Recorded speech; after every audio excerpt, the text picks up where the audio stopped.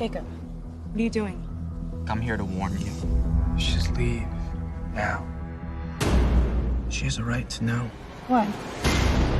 We've been tracking the situation in Seattle for a while. Unexplained disappearances. Killings. Someone's creating an army. An army of vampires? They're coming here. This means an ugly fight with lives lost. We're in. As long as we get to kill some vampires.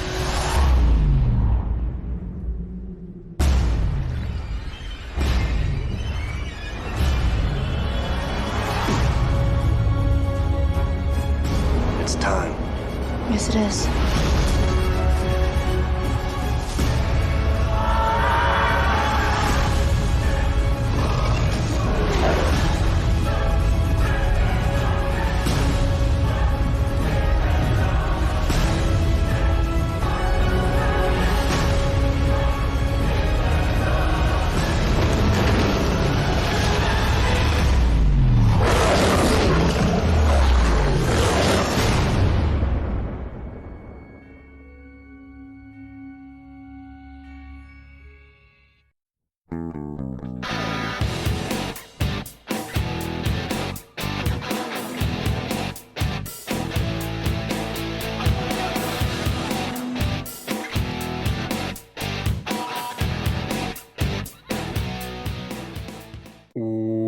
Welcome to They Call This a Movie, testing the strength of friendships, one terrible movie at a time. Subscribe to the podcast on iTunes and other podcast services by searching They Call This a Movie, and find us on Twitter and Instagram at TicTamPod. That's TCTAM Pod.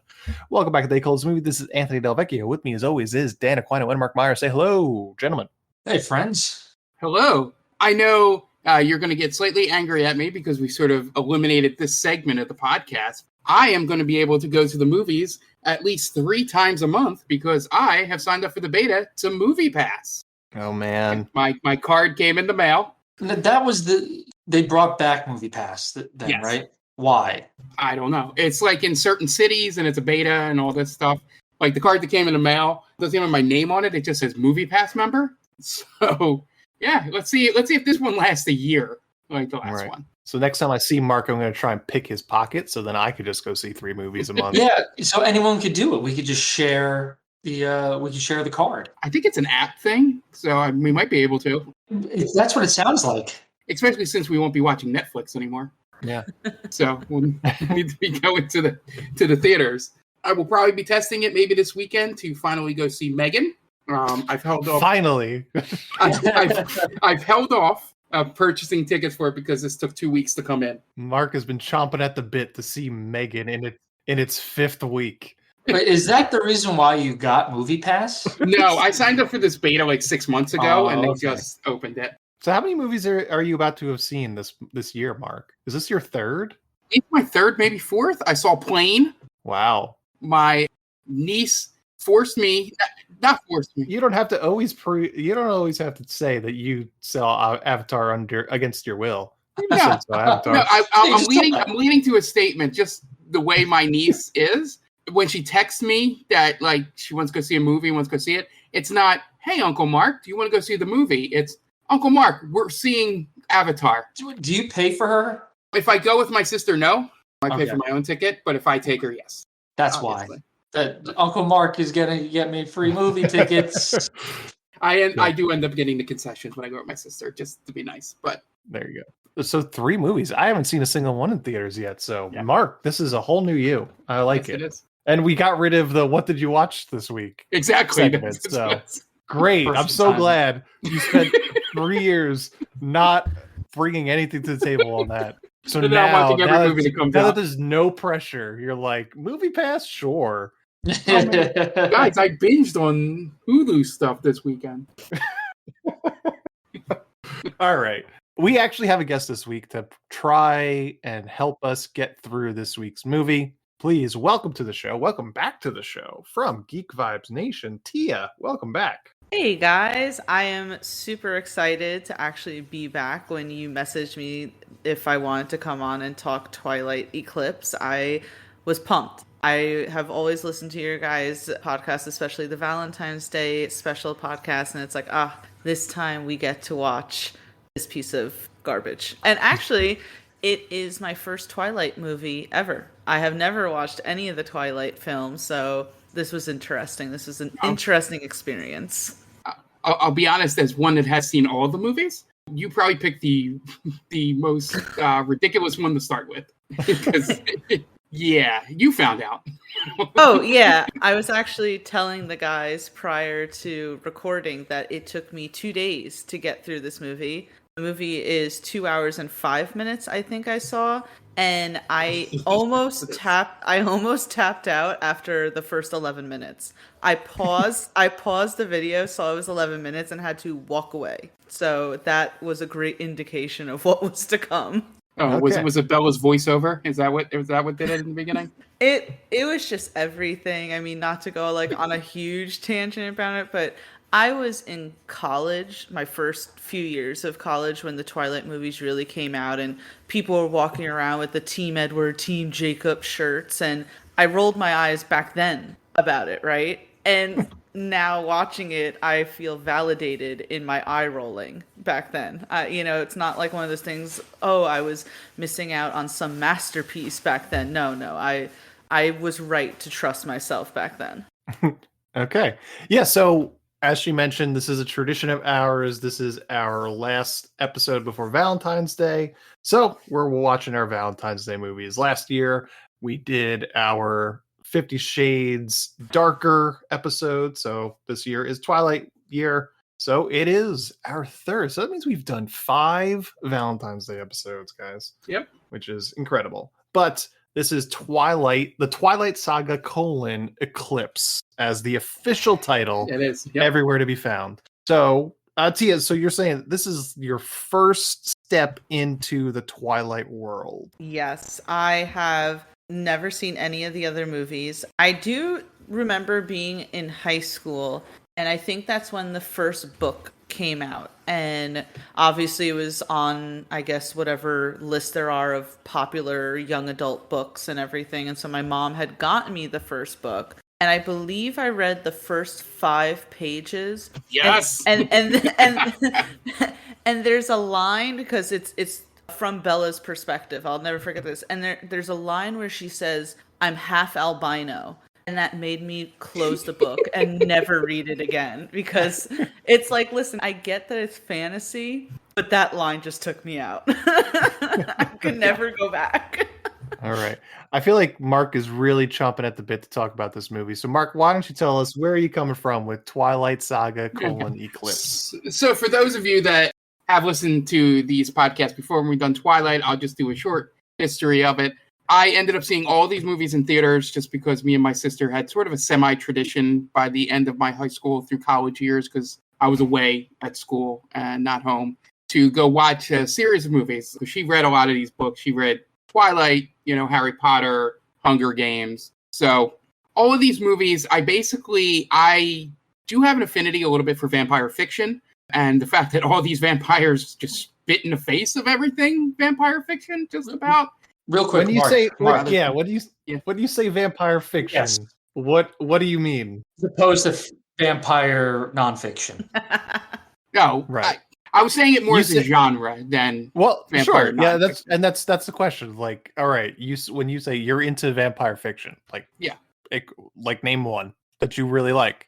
Any medium, or what do you? Because, whatever, wherever fiction lies. Yeah, so I'm huge. Audiobooks. I'm huge. Well, TV-wise, Buffy and Angel, for sure. Sure. I love Interview with a Vampire. It's mostly movies and TV. I didn't mean to put you on the spot in terms of your history with vampire fiction. It's another one of those things where Mark is like, oh yeah, this is an interest of mine that I have never mentioned. Like, I know you've liked Buffy and you've liked Angel, because I know you're into those, but I didn't necessarily think it was because of vampire stuff. I thought it was because, you're into the teen drama stuff. So now you're saying you're into vampire fiction, and I was like, oh, this is like the time when Mark has seen every single Jean-Claude Van Damme movie and has never mentioned it. I have secrets. Yeah. There's a there's a closet. Waiting till you huge see. closet. I'm setting up a Plex server. Waiting till you see some of those DVDs that show up Oh in my that. gosh. Mark is secretly the most interesting person of this podcast. God. Anthony and I are just very much we say what we like, but Mark is just like, not yet, not yet. They'll find out soon. I am both nervous and intrigued to see what's in your freezer because I think it could be interesting, but it also could change our friendship. Yeah. But no, essentially, the bits I like about this, and just from a theme perspective, from seeing the other movies, which I have now seen all of them twice through Eclipse, is that this one seems to lean a little bit more into the histories and the background of the fiction of the world, more than just, hey, it's fun vampires playing baseball in a thunderstorm. That does happen to you. Jeez.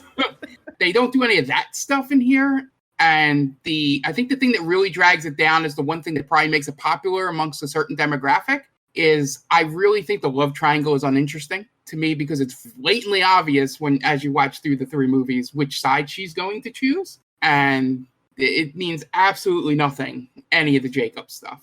At least for the deceased ladies out there and the gay men, you get to see Taylor Lautner without a shirt on for 90% of his time in this movie.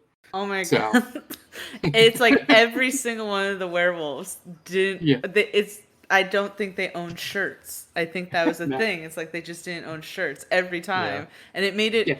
I already wasn't taking things seriously, but it made it really hard to take anything seriously. It's my favorite line from Edward in the entire run of the movies is when they meet on the highway and he just looks at Belle and goes, "Does he own a shirt?" And it's just pointing it out. I think one of my favorite parts of that aspect of it, and I think I mentioned it the last time we watched one of these movies, it's like they didn't tell the other guys that they were going to be shirtless the entire time. It's bad. It's like, because Taylor Lautner, like, if I had the abs of Taylor Lautner, I wouldn't walk around with a shirt on, because, like, why? What's the point? But these dudes, they like showed up on set. It's like, all right, guys, shirts off. And you're like, wait, what? Can we get a couple of push-ups in first? No. Nope, we're rolling. We got not enough daylight to worry about that. Yeah, and then if you got the context clues right, the reason for no shirts is because their body temperatures are super high. But real quick, and this is going to sound pervy, the women all wear shirts. That's true. The women all wear shirts. That's true. That's true. Gotta keep it PG-13. Right, and I'm not saying that in terms of I want to see naked women. I'm saying it messes with the continuity. Yeah. The rules that they've set forth don't match up. Yeah, Stephanie Meyer, the queen of continuity.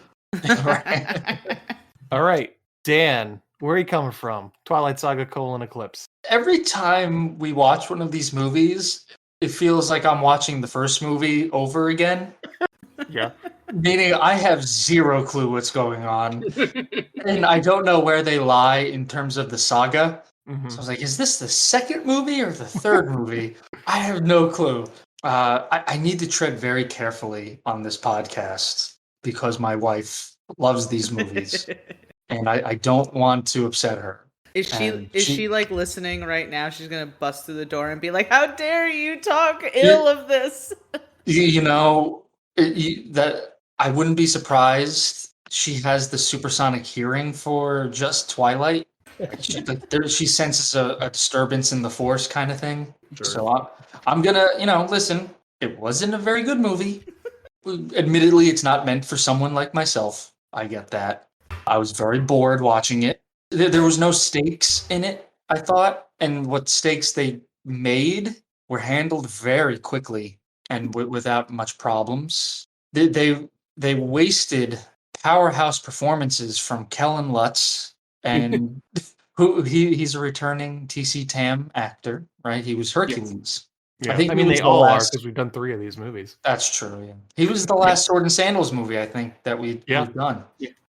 That's the movie that put the ban on it. Yeah, and rightfully so. The only time that I got very excited in this movie was when I realized the Dr. Carlisle Cullen character is played by the jock from Can't Hardly Wait. He's he's been Carlisle in the first two movies. See, and this is why I 100% believe that Dan does not remember anything about the movies. I don't care enough to like think about these movies. Once they're done, they're done. They're out of. I didn't write notes about this movie. I don't want it to exist. I'm not going to put it in that I've watched it in my letterboxd. It's gone. It's gone. I'm not going to give it a second. Once we stop recording, it's like I've never watched it. So what you're saying is, Dan, you're saying 10 out of 10, no notes? No, it's the exact opposite. 0 out of 10, no notes. But yeah, I was very happy that I just kept thinking, who's going to love you now, Amanda? And that's all I cared about. It's three virgins just fighting over each other, right? Essentially, Is that what I'm getting? Mm-hmm. And they just, there's a lot of glowering in this movie. And they're like teenagers making lifelong decisions. Like, not to like skip ahead, but there's a scene where like Bella's saying, "Oh, this is what I want in my life," and in my head, I go, "You're a teenager," and not to sound like a parent, but when your parents go, "Oh, what you want now is gonna change," they're right. They're 100% right. Yeah. What do you know, Dad? You've never been in love. Yes. Yeah. This entire movie is Bella meeting several adult people, them telling her that they know better than her because they're older and they're more experienced, and her just being like, but not really, I'm going to do it anyway. But I'm a teenager in love. Mark had a good point. All the Jacob stuff is completely pointless because she never once hints that, maybe I'll go for you instead. It's like from the minute she hangs out with him, her dad has to force her to hang out with him. Mm-hmm. And the moment she hangs out with him, like, yeah, listen, I'm going to become a vampire. You can't do that. I love you. And she's like, lulz, okay, too bad. But the fun part, we'll break it down to the point Ant was making. So she talks to Rosalie. She talks to her mom first. Yeah, mom first. No idea who Rosalie is. Continue. Rosalie is the most interesting character in this movie. Yeah. I would watch a Rosalie movie. Is she the one that gets accosted by the guy from Boardwalk Empire? Yeah. Okay. And then she gets gang raped in the street, left for dead, and then she becomes a vampire and seeks her revenge against the people that have done her wrong. That's a fucking movie. And instead we got Bella Swan, the most uninteresting protagonist in the history of film and literature. Oh my God, spanning two mediums. It's so bad. And the moments where she's telling Jacob, "I'm so happy, this is all I've ever wanted." It's like, really, you could have fooled me. You didn't look happy. No part of you looks happy as you're saying, "I have to say goodbye to my family forever, but I want to be with you." It's so bad. It's so bad. Yeah. The basically what Ann said, what I was saying, like Rosalie's whole story telling her not to make choices so young, you have a choice here, don't throw away your life. Her movie, her side story can be a great movie on its own. Then Jasper's side story can be a great movie on its own. Talking about maybe you change it to a Union general, not a Confederate general, but well, they do that in True Blood, right? Isn't the main vampire, he was a Confederate soldier and he gets turned. I don't know if you guys have seen True Blood. I'm sorry. It's been a while. It's been a long time for me too. I think that's the story of Bill. I think that's his name. Yeah. He gets turned in the Civil War. Yeah. But that maybe they got it from this movie. It's possible. But those two backstories are full great movies that are 10 times better than anything that was put out with this storyline. And then also talking to her parents who got divorced because they got married too young. It's like every person she's talked to in this, in this movie, including the Anna Kendrick character and her speech, everybody's like, yeah, Bella, maybe you shouldn't make this lifelong decision at 17 years old. There is no reason other than because I love him that being a vampire should be appealing to her at all. Everyone is telling her, don't do it. Even vampires are saying, you don't want this. You're basically going to watch everyone you love die because you're a vampire and you can't die. You have to say goodbye to everyone you know in your current life because they're not going to understand, or they're, whatever. Yeah, it's just, she needs a fucking hobby. That's really, there is nothing she has going on in her life except for Edward. No, and that is a really great point, because I think the movie makes several points of saying how attached she is to him. Even when they go see the mom, which is funny because isn't that like a scene in 50 Shades of Grey, and that's when you can like really tell that 50 Shades is like a fanfic of Twilight. But Edward is just sitting there staring at her. She has no real time away from Edward ever, and it's just jarring. And to me, and then there's the whole creepy aspect of to me, it's like I was getting the whole he only wants her to turn into a vampire so that he can have sex with her. That's what it feels like. Yeah. It's so weird. I think the one part that kind of I couldn't have cared less for their romance. The one part that annoyed me was when, like, one of the side plots of this movie is that there are a bunch of new vampires being made. Yeah. And they have this whole scene, this training montage, and the Texan vampire, Jasper. He's telling them, y'all got to watch your backs because these younglings, they're vicious, they're ferocious, they'll fuck you up, blah blah blah. And then the fight comes. They don't lose a single person. No one gets hurt. I think Jacob gets hurt, and that's at the very end. But I'm waiting for like this battle to happen. Like, oh, maybe who's gonna die here? No one dies. Yeah, because I think the main thing, and it happens with the Jacob injury, is that, they're all trained enough, and, well, the newborns don't know about werewolves, so they put themselves in dangerous positions to get killed that way, is that if they get their arms around you, you're done. And that's what happens to Jacob. I needed a little bit more danger, Oh, we got it in 2 years. Or 3 years. You guys keep telling me about this 2-year process. Well, we got to get through 50 Shades Freed. Yeah. I kept thinking to myself, this would be so much cooler if, the two vampires are clashing, and I kept thinking it was going to be that classic, all right, so the more experienced vampires have the upper hand at first because they're wiser, but then all of a sudden the younger vampires, they're starting to get angry and they're stronger, and they're pushing the old vampires back, and that's when the wolves come, the cavalry charge. But no, they just kind of like show up very unceremoniously, and they beat the shit out of these younger vampires. Yeah, it is all of a sudden like, oh, they're here, and then fight. It's and that nothing. immediate. Yeah.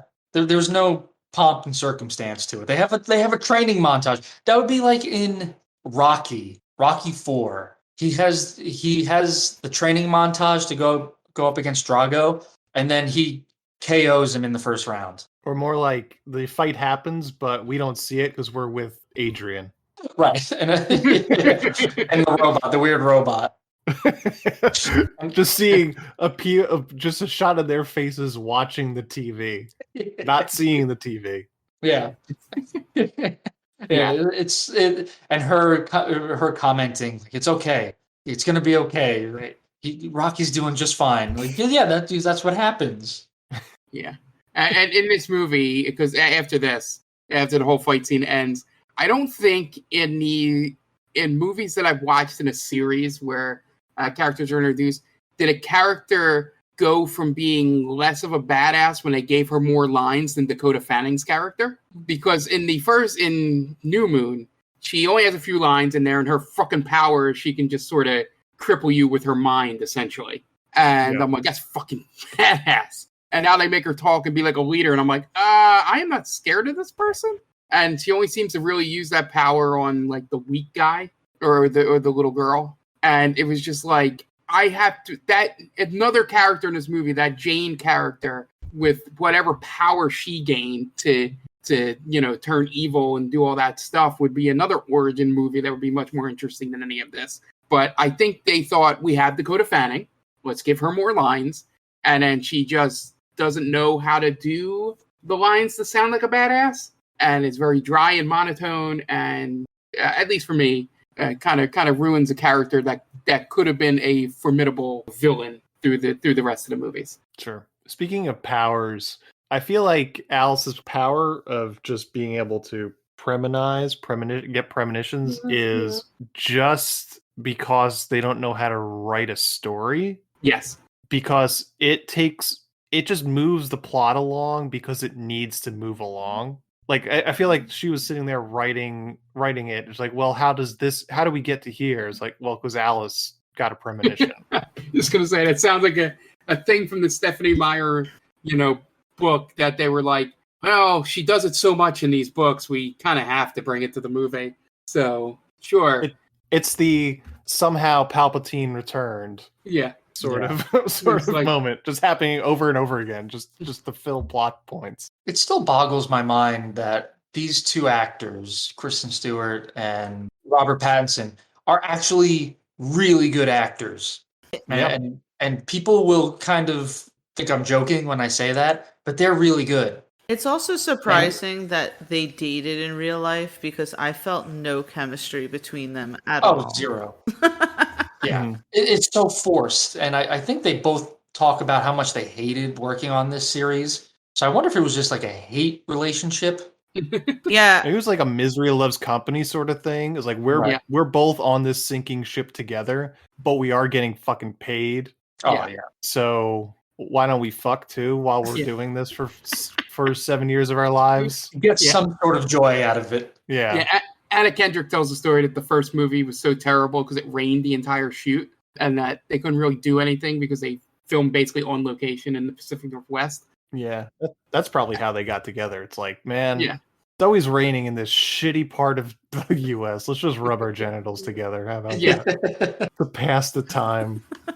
I wonder if that's what it was. It's just they had nothing better to do. You're attractive, I'm attractive. Let's see how this goes. Yeah. The other one is 17, Taylor Lautner, so... Too bad. They just make fun of them the entire time they're fucking. Yeah. Oh, these two have to be good actors, because out of the three of them, the two of them are still here.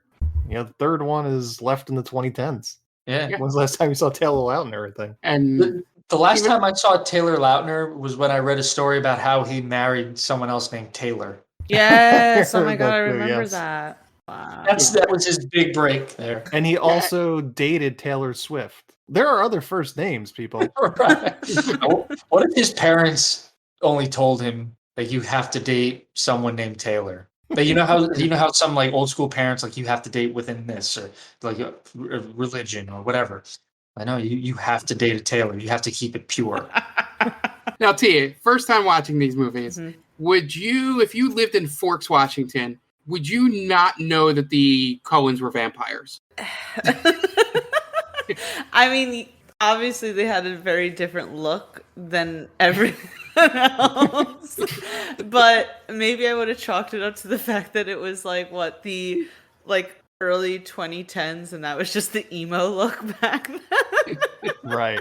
Yeah. It'd be like, oh my god, I think they're vampires. Like, nah, they just shop probably at Hot Topic and Spence. Right. Yeah. In the world of humans, vampires to them don't exist. There's no proof of it, right? Yeah. Throughout these movies. So it's like, well, it's still these people are weird. These are weird as fuck. I'd hate to see their fridge, is what everybody else is saying. And I know the one big thing with these movies, the one big gripe is always, they're not real vampires, they sparkle. That doesn't bother me.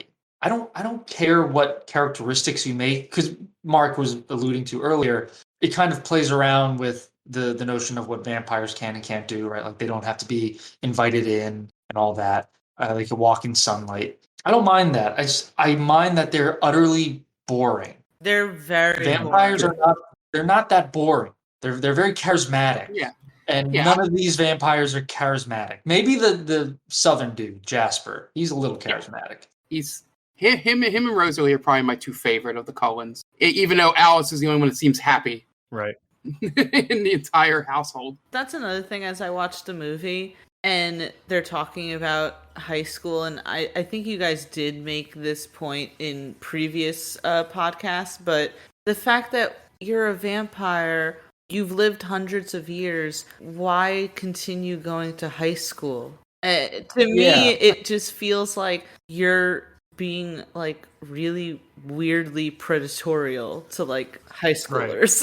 It was just like, I know everyone's getting on Leonardo DiCaprio right now, but the Cullens, they got Leo beat. They do, and the movie screams just fan fiction, right? The whole thing from the love triangle, the way everyone is written is just really bad fan fiction. And I have to wonder how old Stephanie Meyer was when she wrote these books, because if she was not 13, there's no excuse. She was probably in her 30s, I'd imagine. If you're interested in fan fiction about this, may I introduce you to a film series called 50 Shades. It started. It's fan fiction of something that's written like fan fiction. It's like the second clone in Multiplicity. Yes. Copy of a copy. Yeah. I wonder, now that I think about what would I do if I were an immortal being? For sure, I'm not going back to school, regardless. Right? That's what they've decided to do. It's like, we're here for eternity. What am I going to do? Well, for the next 4 years, I might as well just go to school. Right. And if you are going to, you should be the teacher. Right. Because you've known everything that's happened. He's like, oh man, 4 years, I'm going to get a chance to get an A in chemistry again, and I'm going to get it this time. Why not go to college? I was thinking that, like, why high school? Yeah, well, if you're so dead set on going to school, go to college. Right? And I guess you have to pay for that, I guess. Right, so. Yeah. Just work. Yeah. Just work. Why not? Yeah. Yeah, just do anything. Right? That you could literally do anything you wanted. I wouldn't want to. If I was going to work, I'd want to do something very leisurely. I'm not going to go bust my ass for like a Fortune 500 company or something like that. No. Like work on a golf course or something. And think about this, right?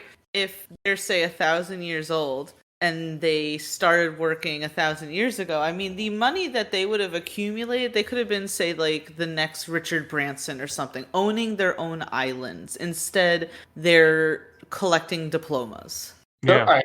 So now we're going to do a little crossover event here, right? So because Robert Pattinson is in the Twilight movies, he's a vampire, and he also plays billionaire playboy Bruce Wayne now. Who wastes their time the most? Edward Cullen or Bruce Wayne? Bruce Wayne, just because Bruce Wayne has a finite amount of years. That's true. Right? Percentage-wise, Bruce Wayne is wasting a lot of fucking time. Yeah. And if they were both billionaires, it would probably still be Bruce. Yeah. Bruce is going to die eventually. And the way he lives his life, probably going to be sooner rather than later. It's true. And Edward's going to be around forever. Yeah. And Carlisle's the billionaire here. Oh, so he does have money. Well, he's been a doctor for how many years? Mark, I have zero clue what happened in any of these movies. The IRS must be scratching their head, though. It's like, fuck, this Carlisle Cullen is, for the past 600 years, has once again filed his taxes. I wonder if it's one of those things where it just people die, tax agents have just died off. So they're getting new tax agents in who don't know that the there is a Carlisle. database. Yeah. It's not just like your tax information doesn't die with your accountant. Yeah, they're actually. So it's like after your accountant dies, like, all right, finally out from under the tax man, start anew. I don't know how it works. I thought it was just basically these accountants, these 87,000 accountants now, are just they handle it for a while, then they die, and then starts over again. And it starts over again. They're not being smart about this, right? Because they're going to high school. I don't know if they're changing their names or not, but how are they continuously registering for things and not leaving a paper trail that makes law enforcement very suspicious? True. Yeah. There has to be a name change in there, but I could also see just the American education system being that bad. Not checking. Yeah, not checking. I mean, like, well, the papers seem to be in order. We're not going to do our due diligence. We're just vastly underpaid to even check this. So, We To believe be fair, you. Fair. one law enforcement agent is very wary of the Cullens. Yeah, but also, is he? I guess he's always dealing with murders in the small town of Forks, Washington. But at the same time, it's like he's not really asking his buddies in Seattle, hey, can you run a background check on Carlisle Cullen? Like, oh man, you don't know what I found. It's crazy shit. This Carlisle. Yeah, we never have that scene that happens in all like cop procedurals. Maybe he's not a good cop. Yeah. No one said Charlie's a good cop. He seems really overwhelmed all the time for such a small town. He's very stressed. His daughter continuously wants to run off with Edward. Like, he clearly does not like Edward at all. Yeah. And I have to back Charlie up in this instance. Yeah. He should have sent her to go live with her mom. Right? Yeah. I don't know. But she's too busy fucking a minor league baseball player, if I remember correctly from the second one. She's traveling the country with her minor league baseball boyfriend. Is it Freddie Prinze Jr.? It probably is. Did you say I wish? Yeah. Hey, how come towards the end when Kristen Stewart was dying of hypothermia, why didn't Taylor Lautner turn into a wolf and make her warm? Well, that's why he gets into the sleeping bag with her, because he burns warm. I don't know. Oh, so no matter what, he's just gonna be warm. He's got a higher body temperature than us, and that scene is a pure cuck scene. Yes. He may as well have stuck his dick into Kristen Stewart and made Edward watch him fuck his fiance. If it were a Happy Madison production, 100% Taylor Lautner's doing those like moves in front of Edward. And it lasted like you don't way need too to see long. what I'm doing for me to know. Yeah. And then they talk about how they would have liked each other, Edward and Jacob, right? Like, if you weren't trying to like kill everybody, I could see myself liking you. You're spooning this guy's girlfriend. Why are we talking about liking each other? Wait, all of a would sudden? that have been the real twist of the movie? It's not that either Edward or Jacob get with Bella. They decide screw Bella and run off together. I would love that. I would think that would be a way better romance. From Bella, enemies to lovers. Bella, you're just too boring for the both of us. You have nothing going on in your life outside of your attachment to Edward, and that's just too fucking clingy. We need a better woman. I would see that, like, them moving on and becoming a throuple with like Anna Kendrick. Sure. Yeah. Sure. I just think of the wild sex they would have. That'd be crazy. Yeah. One could wolf out in the middle of it. Crazy time. That's the real fanfic that we need. I'm sure it's I'm been done. sure it's been written. Yeah, I'm sure it exists somewhere. If you have that kind of fanfic, please email tctampod at... It's a good thing that doesn't exist, because I don't want to read those emails. You guys can private message that they call this a movie Twitter page. Yeah, just DM us. Tag us in gifs of the Twilight porn parody. I would like to see a kind of Titanic maneuver where Edward is behind Jacob on top of something and just holding each other's arms. AI can do that now, so. Anyway, Twilight Saga: Eclipse from 2010 is directed by David Slade, who directed a bunch of music videos. He also directed 30 Days a Night, Hard Candy, and Black Mirror Bandersnatch. Stars Kristen Stewart, Robert Pattinson, Taylor Lautner, Xavier Samuel, Billy Burke, Anna Kendrick, Jackson Rathbone, Ashley Greene, Peter Facinelli, Elizabeth Reeser, Kellen Lutz, and Nikki Reed. Has a IMDb score of 5.0 and a Rotten Tomato score of 47%. Budget $68 million. Box office $698 million worldwide. It's the highest grossing Twilight movie in the series. 10 times its budget. So you're saying it was a hit? I'm saying this is why Robert Pattinson can make any fucking movie he wants, because he's got fuck you money. Good for him, by the way. Yeah. I'm glad he does that. It's him, Daniel Radcliffe, and Elijah Wood. They all got connected to these huge franchises, making fuck you money, and they're just choosing whatever projects they want to be a part of. I love it. I wish more people would do that. It's the dream, right? That's why Daniel Radcliffe winds up in the Weird Al movie. Yeah. And basically, Robert Pattinson did that for a while before the Batman. Yeah. Just like make whatever fucking movie you wanted to. Lighthouse, Good Time, a bunch of other shit. David Some Cronenberg elephant movie, I movie, think, was in I there. Cosmopolis, might that have been it? That movie where he gets 9/11 in 9/11. Oh, that's right. Yeah. Like Remember Me? That was Remember Me, yeah. That's when the camera zooms out, right, at the final shot, and it's of the Twin Towers. Yeah. Yes, it is. Oh, my goodness. Spoilers. Oh, yeah. Sorry, everybody that hasn't gotten to see their Netflix queue get to Remember Me yet. Too soon. Too soon. You guys want to get into plot? Let's do it. Can't wait. All right. Well, why doesn't Tia introduce her own show this week? Thank you so much. So again, my name is Tia from Geek Vibes Nation. I have a wow, I lost my train of thought for a second. Okay, thank you. I do have a podcast on the Geek Vibes Podcast YouTube network, the Top 10 with Tia. I'm also doing these character analysis YouTube videos. I just did one on Cersei Lannister from Game of Thrones, so kind of wanted to promote that out there. I am posting on Friday the 10th a review for the first part of You Season 4. And next week, my review for Ant-Man and the Wasp Quantum Mania will be dropping, and you can find that all on geekvibesnation.com. You can, of course, follow us at Geek Vibes Nation on Twitter and all that stuff. But yeah, I mean, our YouTube channel is growing. We're like over 4,000 subscribers right now.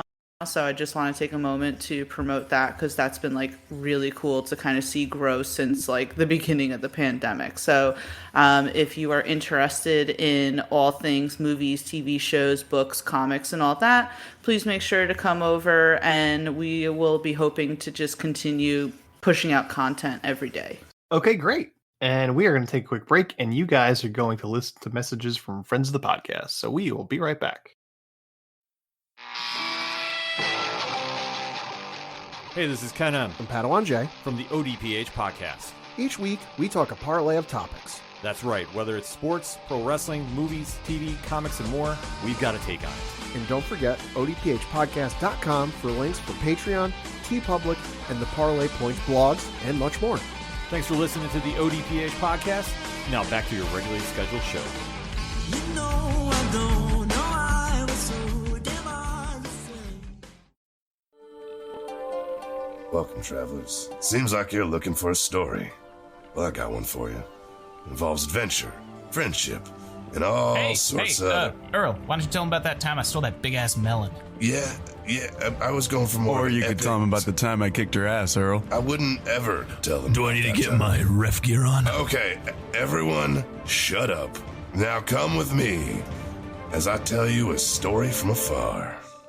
Hey everybody, my name's David. I'm the DM for From Afar Podcast. From Afar Podcast is all about four friends separated by distance, but brought together by adventure. Hope you all stop by and give us a listen. Thanks.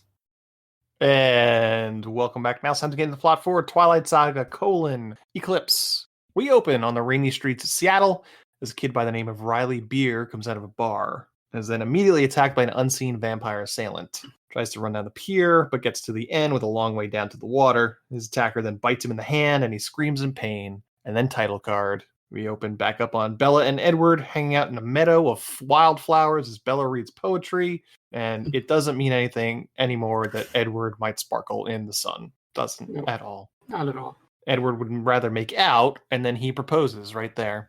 And Bella says she won't marry him unless he changes her into a vampire, and he says he'll change her if she marries him. She then leaves, saying she needs to be home by 4. Yeah, just like like we said earlier, anything that happens from here on out with Jacob is completely mute because they've made the decision. He'll only marry her. She'll only marry him if he can turn her, and he won't turn her until he marries her. So I guess they're gonna get married. Right. This whole scene has very strong Padme, Anakin in Attack of the Clones vibe. With just as much wooden acting. It's just so stiff. Again, there's no chemistry between them at all. And the fact that they made 5 movies And again, I'm watching this and saying, I don't know how Bella ended up with Edward. You know, like I'm not trying to sit here and be Team Jacob, but as someone who has not watched the first two movies, coming into this, just watching it how this movie was, I sat there and said, I don't know why Bella would go with Edward. This is the worst. Yeah, because vampire would be hot, essentially.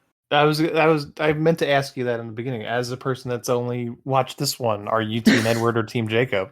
I think I'm Team Jacob, honestly, especially later, and not to skip ahead, but when Jacob says to her, "You wouldn't have to change for me. You wouldn't have to say goodbye to your family for me." I said, "Well, Bella, this is obvious. This is an obvious choice. I mean, I feel as if she has Stockholm syndrome with Edward." Yeah. It's tough because Jacob's not a prize either. He's very nice guy. Yeah, But I could capital get that. N, capital G, nice guy. Yeah. I guess at least they would save money together because he would never have to buy shirts. So Yeah. at least there's that. It's And like the heating economical. bill. Yeah, the heating bill would be very low. That too. So there's advantages here. Yeah. She goes home to find Charlie reading the newspaper about some mysterious murders in Seattle. Relationship is strained because of the events of the previous film, because she ran off to Italy without telling him, I'm pretty sure is what happened at the end of that movie. And he wants her to extend her social circle to larger than just Edward, which Charlie 100% spitting facts. So he suggests that she hang out with Jake because he's going through a hard time. Jacob was there when she was having a hard time. Did anyone get that? And not to interrupt, did anyone get that Charlie was the true hero of this story? Because again, he was being just a responsible dad, and it felt like maybe there was some teen angst there, but it just was never executed properly. I don't know. Even their scenes together between Bella and Charlie never felt truly like a father and daughter to me. Yeah. I think yes. I mean, as an adult and as an adult man, that is probably old enough to have a 17-year-old daughter, if I really think about that, and that would just kill me inside. But yeah, I think he's a little impotent in terms of his authority on Bella. I don't think he really exercises the parent role as much as he probably should. Yes. But yeah.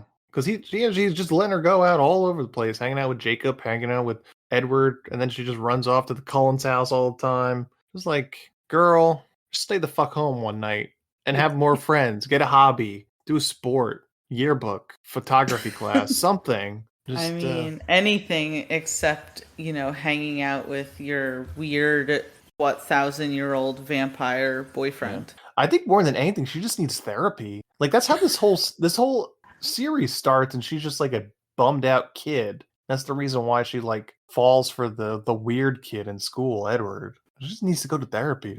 She has to talk through her parents' divorce. Girls will date vampires just to avoid therapy. Exactly. It'd be like that sometimes, So she calls Jacob, but he doesn't answer, so she decides to take the truck to go see him, but it doesn't start. Then Edward pops up out of nowhere saying he's just trying to protect her and the wolves are dangerous. And also, he made her truck not start. She says that she wants to make it right with Jacob because once she changes to a vampire, she'll never be able to see him again. I don't understand why So I was not understanding, why does she have to say goodbye to everyone? Because again, it seems very controlling to me that she has to completely shut off everyone in her life. It's a good question, and I think it's a little forced. I guess it's sort of like the whole newborn thing is like she might not be able to control her actions around people. But I mean, I feel like the Cullens have figured it out, right? They are living within the community of Forks, Washington. Maybe they're living just outside on like a geographical issue, but Carlisle is known in town. At the very least, Charlie knows who Carlisle is, right?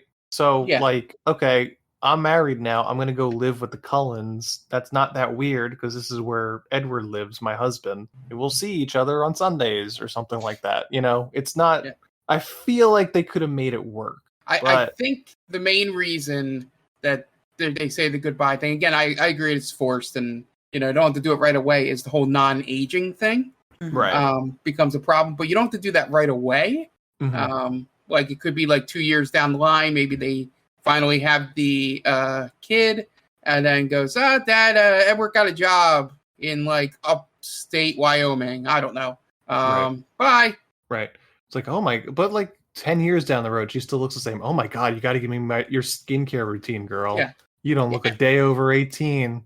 And it's not that unrealistic. And I don't think it's got to be forever, but at some point they do need to move away and you come and visit like every 5 years. And it's like, oh, you still look the same, sort of reaction instead of you kind of start questioning if you see them every day and you're like, wait a second.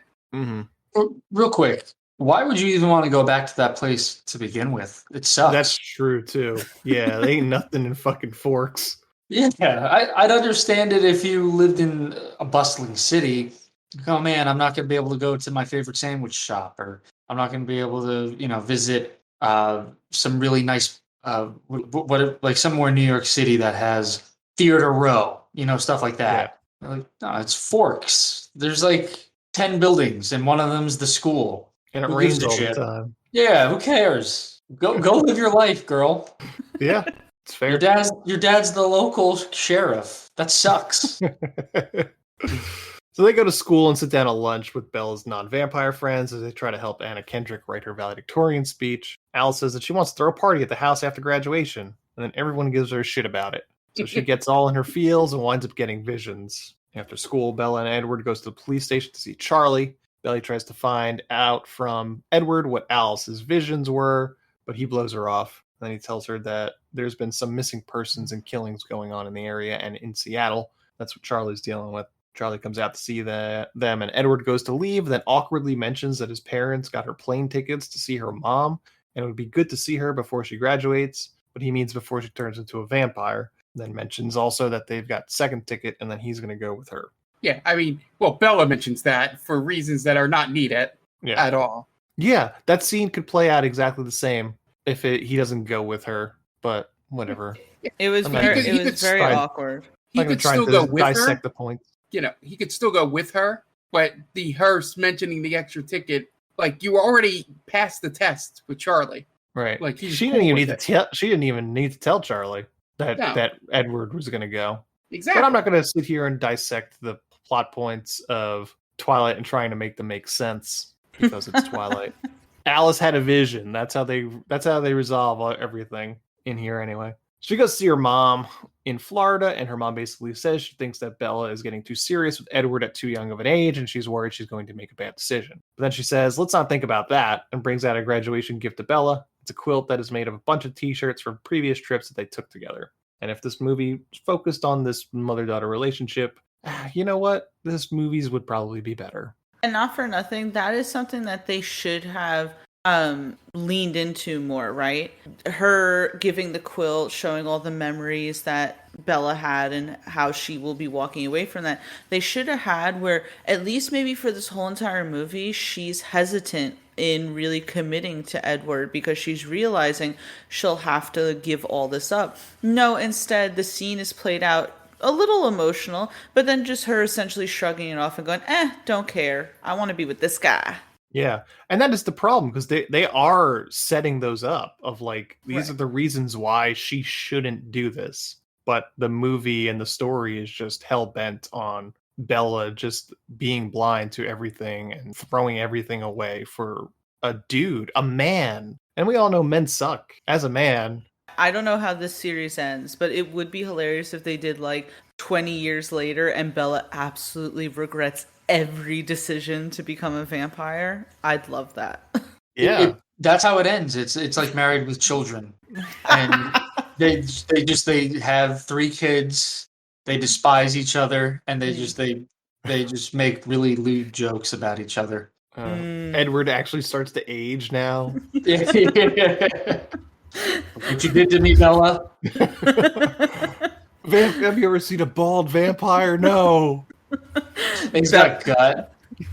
Bella realizes her parents were absolutely right. She should have listened to them. I would love nothing more for Edward to become a shoe salesman. Yeah. Kristen Stewart. I can't keep going to high school, so I had to get a job. Right. Yeah, he doesn't have a college degree. That's the problem. And so back in the day, you could get a really good job without a college degree. Now it's too late for Edward. Yep. That's true. He doesn't even have an associate's. I mean, what position is he really going to get? Shoe salesman. Yeah, and it's just now it's like all these other like high school aged women come through, and he can't do anything about it because he's gross now.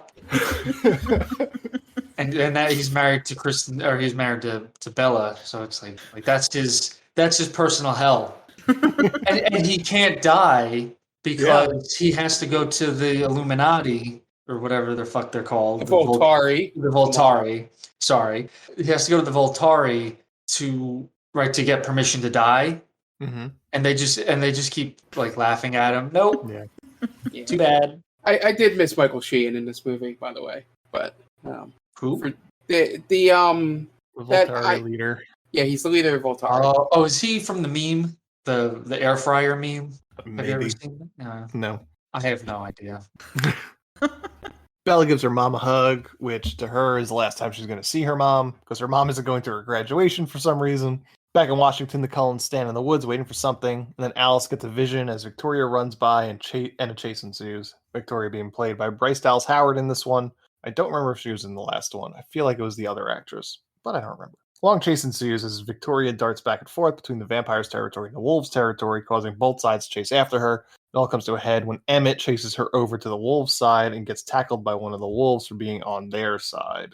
Edward and Bella are back in Forks and go to school, and Jacob is there, being very broody. He tells Edward that his kind needs to stay off the wolves' land, and he mentions that Victoria is back. And Bella is mad that Edward lied to her about Alice's visions, and then she gets on the back of Jacob's motorcycle, and they go on a ride so they can talk. They go to Jacob's house, and his cousins, or whatever they are all there, shirtless and in jean shorts. It's very weird. Like, it's a bad look for a man that doesn't look like Taylor Lautner. Like, no offense to these guys, but very few people can pull off a shirtless jort look. It's Taylor Lautner and like John Cena, and that's it. Yeah. It's kind of like if we showed up to Twilight and like, all right, guys, take your shirts off. Oh, okay, I guess. Was it not in the budget for them to like spray paint on some abs for them? Yeah, give them the 300. Yeah, right treatment. I'd rather be fully nude than shirtless with jorts on, though.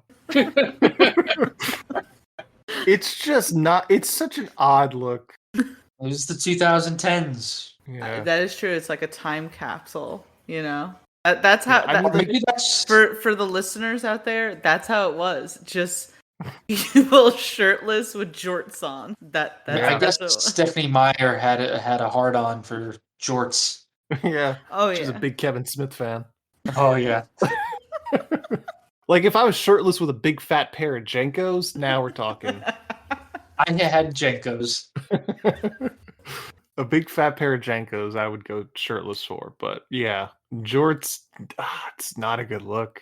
If you're you're older than 12, throw out the jorts and the cargo shorts too. I think I still own a pair of cargo shorts. Yeah. You just can't beat that pocket space, man. That's actually like really funny. I once worked at a tactical sort of like clothing, store or whatever. And my God, the amount of cargo shorts. And I think that was the selling point, was the amount of pockets. Like you put your flashlight in there, your freaking, pepper spray. I mean, you put a lot in those freaking cargo shorts. So, just saying, maybe don't throw your pair out. Real quick, I need to point out how sad that is that you mentioned the pepper spray. What? Right? Like, because I would never have thought of that as a guy.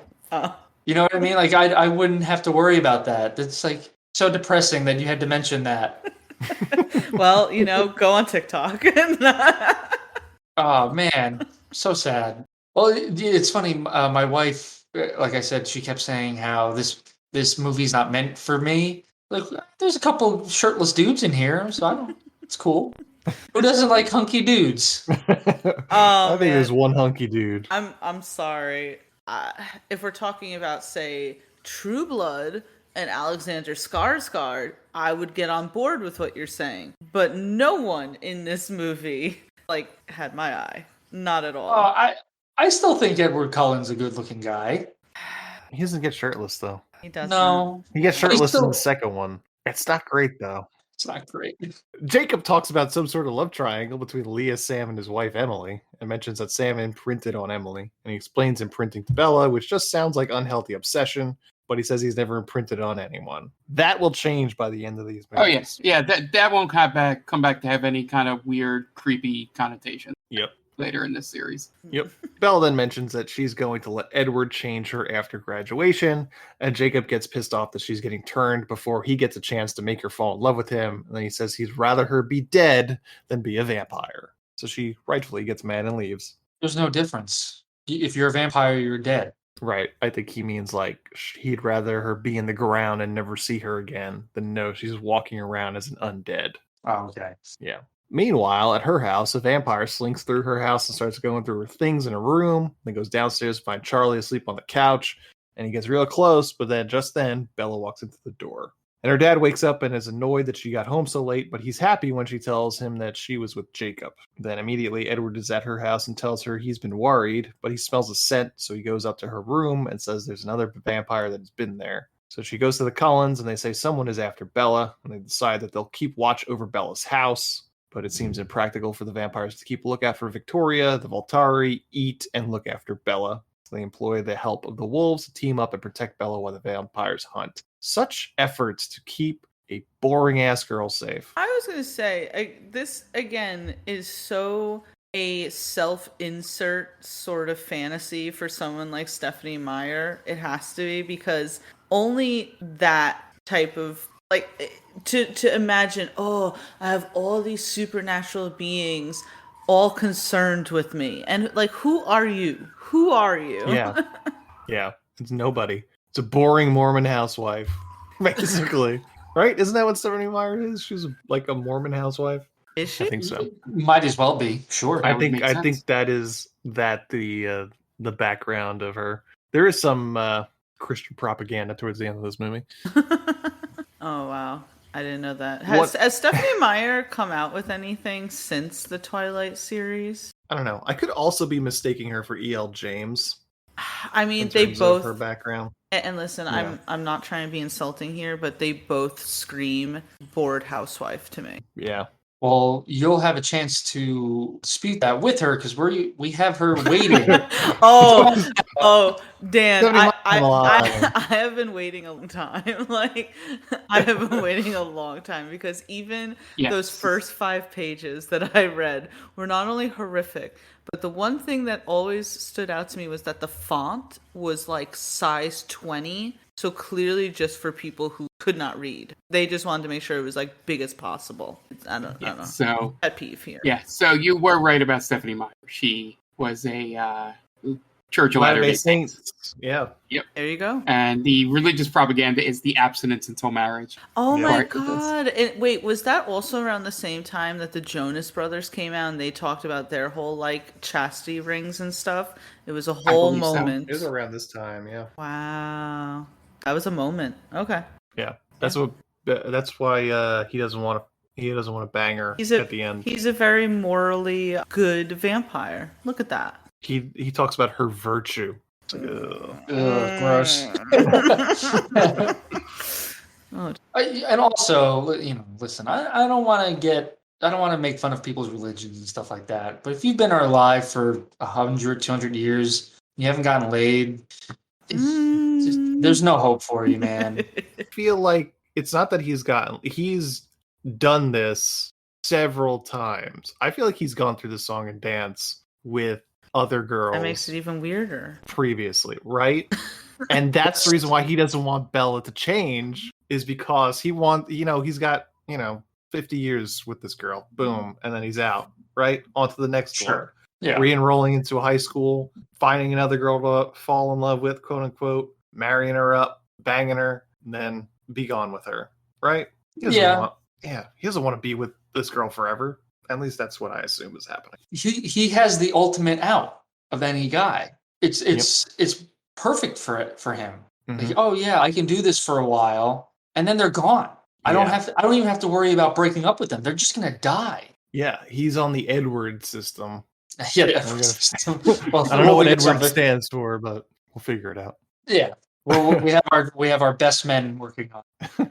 One day, Edward drops off Bella with Jacob, almost like they are two divorced parents exchanging a kid in a McDonald's parking lot. And Jacob winds up taking Bella to a council meeting so the council people can tell her all about the history of the fights between the vampires and the wolves. Meanwhile, back at Seattle, these hoodlum vampires are growing their numbers as they feed on some humans. Colin's watching a news report on the murders, and Jasper says that they're newborns, newly turned vampires, that someone is building an army. So the Cullens plan to go to Seattle to put a stop to it.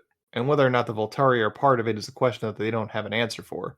Bella goes home to find Charlie poring over some work files and a missing poster of Riley Beers, whose parents have been looking for him for a year. Later, Bella talks about how she's going to basically remove herself from the life she knows when she becomes a vampire. Edward tells her basically that it's pretty shitty to be a vampire, but he is too selfish not to turn her into a vampire. He doesn't want to lose her.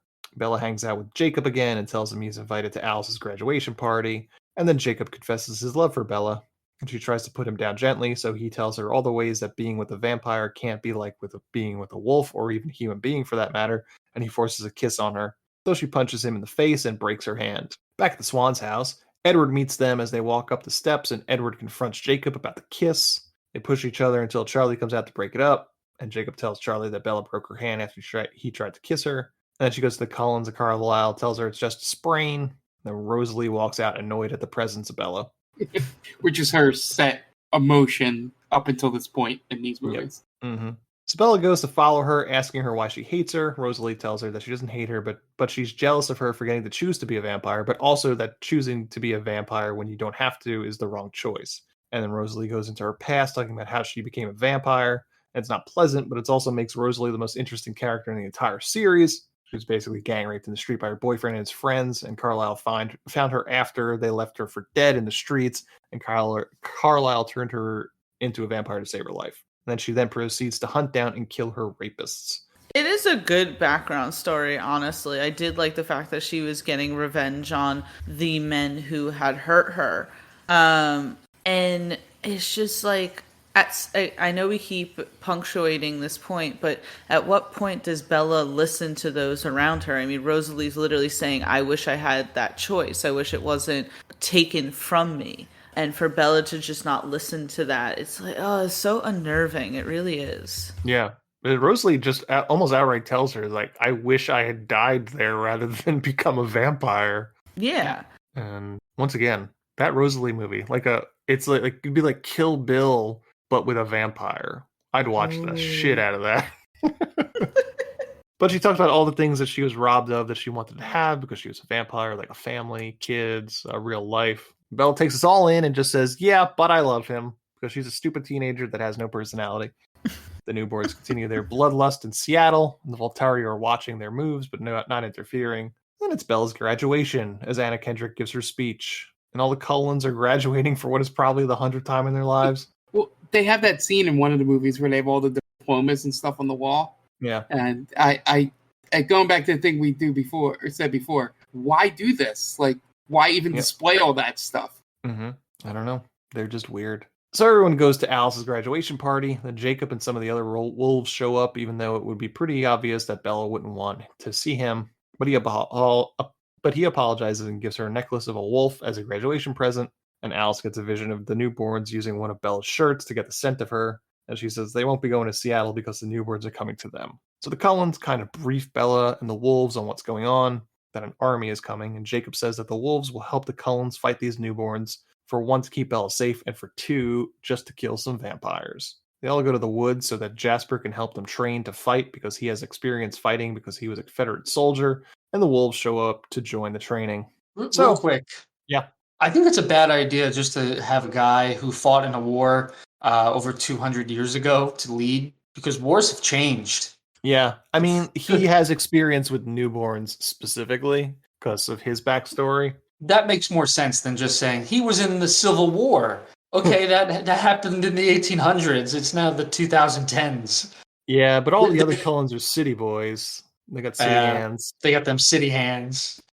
Did anyone else, though, just not believe that Jasper was in a war?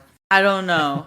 No one in this movie looks like they could actually fight, and him trying to convey that he was some sort of like soldier in a war just seemed completely like dress up to me.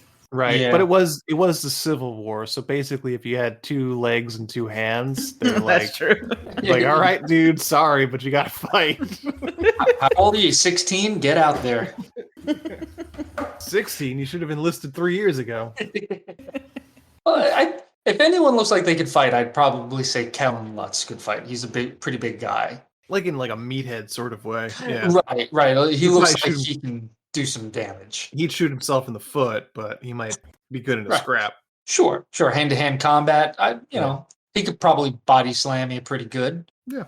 And so a relatively long training montage ensues. After Bella and Jasper talk about his past as a major in the Confederacy, he basically gets turned into a vampire because he was thinking with his dick. Once turned, he was used as a leader of an army of newborns by the woman that turned him, but would also have to kill for her.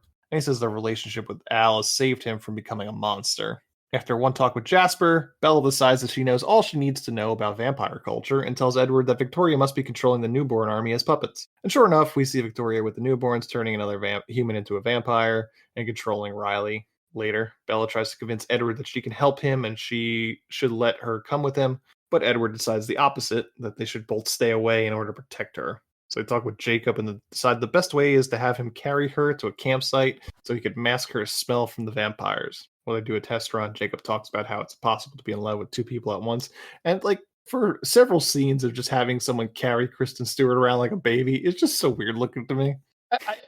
That scene when he's talking about it's possible to love 2 different people, that screamed desperation. Like, this is my last ditch effort. I've run out of all cards to play. This is it. Yeah, now I'll tell her I'm okay with sharing her. Yeah. Well, it's okay if you have 2 husbands. Yeah, I'll allow it. In some cultures. Exactly. Yeah. It's like, okay, man, this is getting sad now. The experiment works as Jasper and Edward can only smell Jacob. And they take Bella home, and Alice is there telling Bella she told Charlie that the family is going camping and that Bella will be at Alice's house to keep her company. In reality, only Edward and Bella will be there as the rest of the family goes hunting. Bella goes into the house to talk to Charlie, and they have an awkward sex talk, which is super late because she is already graduated. And Bella tells him she's a virgin and leaves. She goes to the Cullens, and it's just Edward there. And Bella tries to fuck Edward, but he says it's too dangerous. Start making out, she tries to push it, but he stops her. And we slip in some Christian propaganda as he says he's trying to preserve her virtue for marriage. So it's so cringy, and now that we have the confirmation of Stephanie Meyer's, it makes it even cringier. Yeah. There should have been a throwaway line where like, but I'm okay with over the clothes.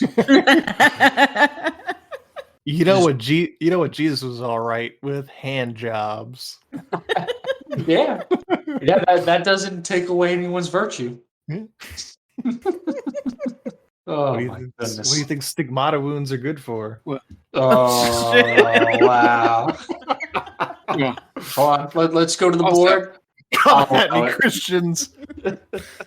Also, they could have done what Garfunkel and Oates lets us know and had some fun in God's blind spot. God's blind spot. Wow, what a pull. What a deep pull. That's the Garfunkel point. and Oates. That is the point. And then he talks about how he would have courted her in the old days and proposes to her right there, and she says yes.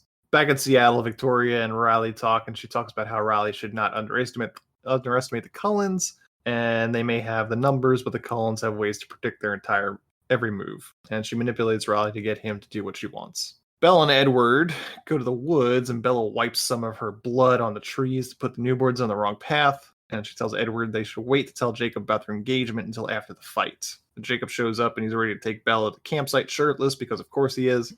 So Edward and Bella say their goodbyes, and Jacob picks up Bella and takes her to the campsite. And the newborns start their descent on Forks. Jacob makes it to the campsite to drop Bella off to Edward, and he says that he's going to stay because there's a storm coming, and he wants to make sure Bella is safe. At night, the storm's in full force, and Bella is basically freezing to death on this mountain. And Edward is completely impotent in the prospect of keeping Bella warm because he is a vampire. So despite his protest, Jacob jumps into her sleeping bag to cuck the hell out of Edward with his body heat so she doesn't get hypothermia. Did anyone think that this scene just carried on for way too long? 100%, yeah. Like, they could have their whole conversation, like, oh, she's finally, her body heats up. They step out into, like, the camp, right? Yeah. And into the night and have this conversation rather than just like, I'm still rubbing your woman to keep her. I feel like it's more intense if they step out into the winter, you know? Like they can get in each other's faces and you feel the tension there. Mm-hmm. Here it's there's someone between them. There's a buffer and it's just creepy. Like, I'm rubbing my semi-hard dick against your fiance's ass cheeks right now. And she knows it. I doubt it was semi. As we're having this conversation. That thing must be like a red hot poker. It's so bad. I don't know, the whole scene where like Jacob's just staring at Edward the whole time.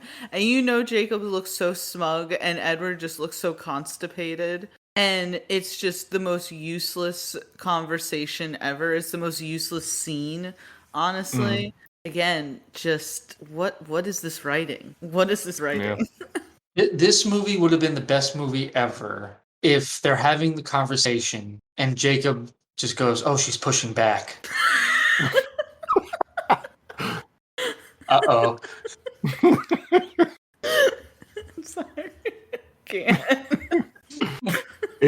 It's such an odd scene because it is so obviously that all of that that subtext and everything else is just so chaste. Yeah. As Bella sleeps, Jacob and Edward talk about who is better for her. This is a weird conversation. In the morning, Bella and Edward talk about the night before, and Edward calls her Mrs. Cullen.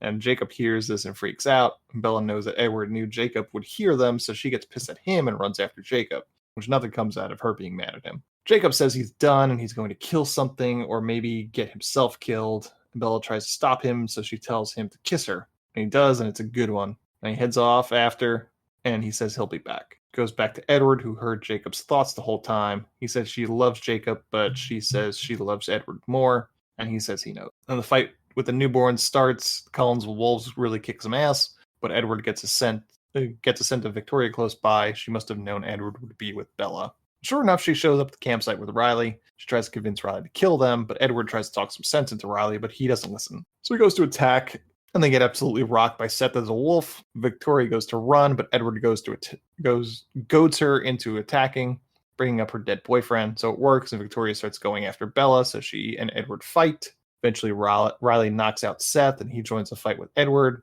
Edward gets double-teamed by the vampires, but Bella remembers one of the stories the wolves told her about a fight between the wolves and the vampires in the past, so she cuts herself to make herself bleed to distract Riley and Victoria. So Edward is able to get the upper hand on Victoria and Seth and attacks Riley and drags him off. And Edward pulls Victoria's head off. I am so glad that they fired the previous actress to play Victoria and hired Bryce Dallas Howard for this scene. Why?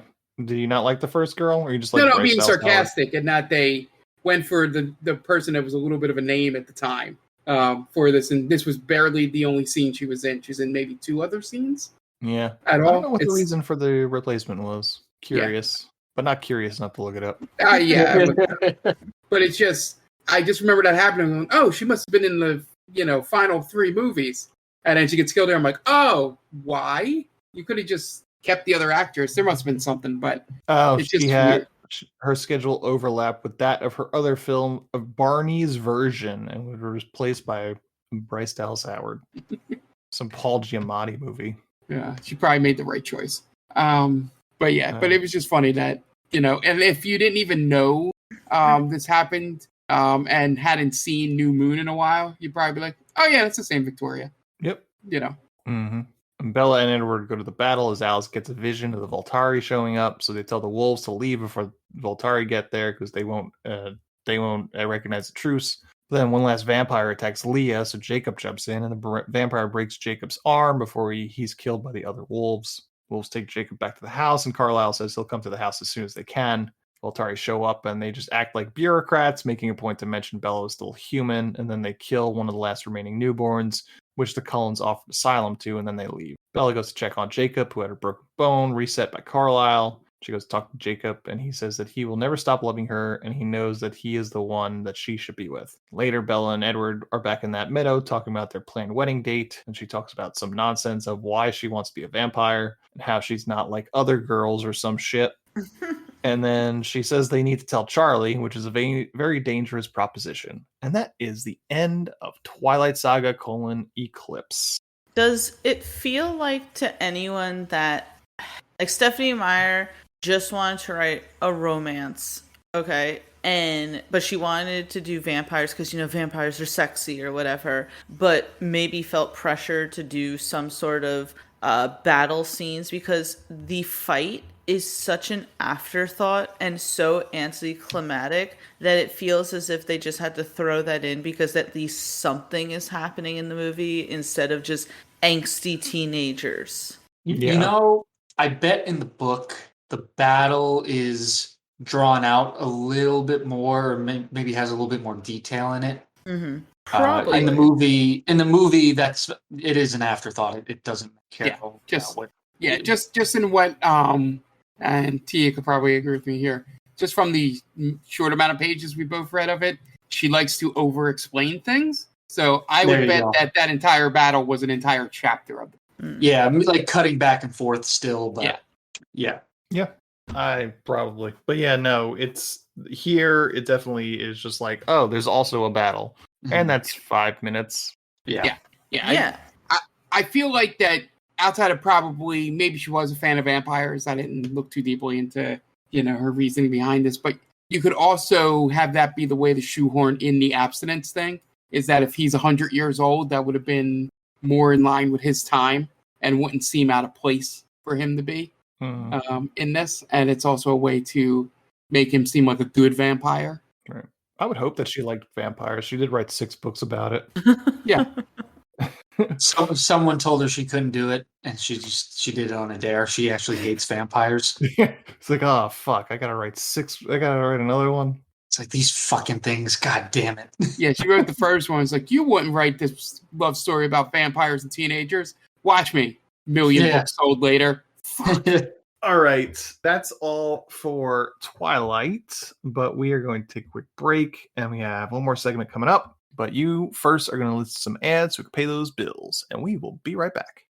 And welcome back, and this is our last segment for this episode. And I really didn't have a whole lot to do, but guys, I was looking at some box office numbers, and specifically at Box Office Mojo. Top 10 highest grossing vampire movies that aren't Twilight is basically what this game is. Okay. Yep. Okay. So, oh boy. Well, Interview with a Vampire. It is number 10 all time. Yeah. $105 million. Ooh, Queen of the Damned. Is that on it? That's it. Queen of the Damned. Let's look for it. It is not. It is 27. Damn. $30 million. Bram Stoker's? Bram Stoker's Dracula is number 11. Yep. Okay. $82 million. Wow. Dracula 2000. Oh, God. Definitely 24. So it beat Queen of the Damned. Wow. That's unfortunate. What about Hotel Transylvania? That's a Dracula movie, right? That's a vampire movie. Yeah, 6, 7, and 8. Hotel Transylvania 2, Hotel Transylvania 3, and Hotel Transylvania. I don't think these were. I think this is more of a cult movie, but who knows? The Lost Boys. Ooh, that's a good guess. It's a pretty good guess. Lost Boys is 25. $32 million. It's 1987 money. Yeah. And then sticking with my history, the Buffy the Vampire Slayer movie. Well, wasn't that a bomb? Yeah. But 36. Yeah. I actually just wanted to hear where it was, to be honest. Yeah. That's not part of the game, Mark. Stop making me do extra work. Is Blade on there? Blade is 14. Yep. Okay. At that's good. $70 million. Oh wow, only 70 million. I thought it would have cracked 100 million. 98. It was also R-rated. That's true. Right? Good point. Yeah. We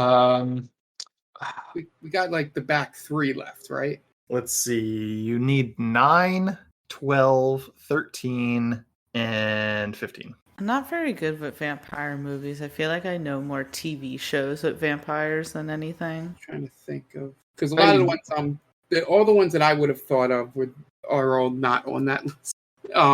We've named most of them.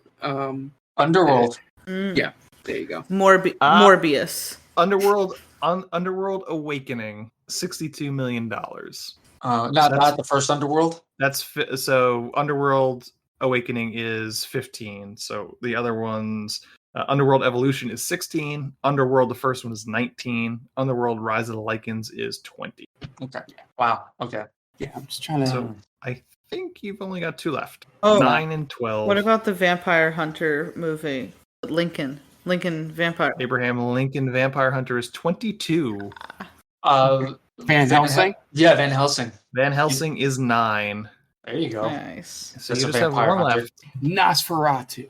What about the original Dracula? Yeah. Nope.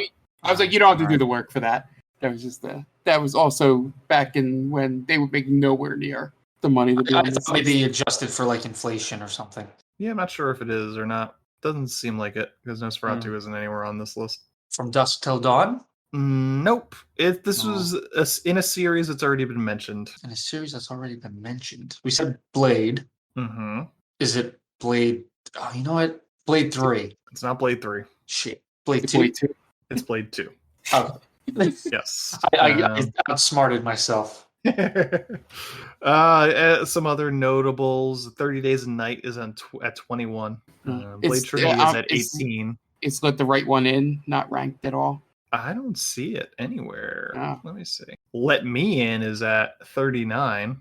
That's the American version. Oh, right? yeah. I'm sorry. Yeah. That's what I meant there. Let the Right One In is all the way down at 54. $2 million. That's but the this better is, movie. I'm sure this is domestic, so... Yeah.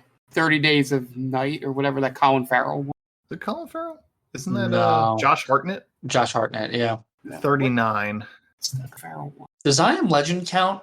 That they're not vampires, right? You're thinking of Fright Night. Fright Night is the 31. Oh, wait. That's 1985's. Fright Night 2011 is 35. From Dusk Till Dawn is 30. Okay. Queen of the Damned at 27. And I think I Am Legend technically counts. Are they vampire? They look like vampires, right? They come out at night.